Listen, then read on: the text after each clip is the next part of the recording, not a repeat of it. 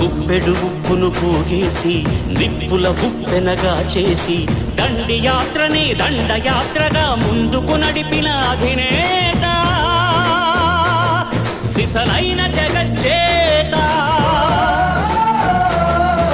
చరకాయంత్రం చూపించి స్వదేశీ సూత్రం నేర్పించి నూలు పోగుతో మదపుటేనుగల బంధించాడు రజాతి పిత. సంకల్ప బలం చేత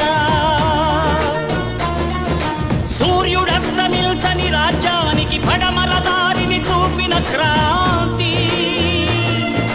తూర్పు తెల్లారని నడి రాత్రికి స్వేచ్ఛాభానుడి ప్రభాత కాంతి.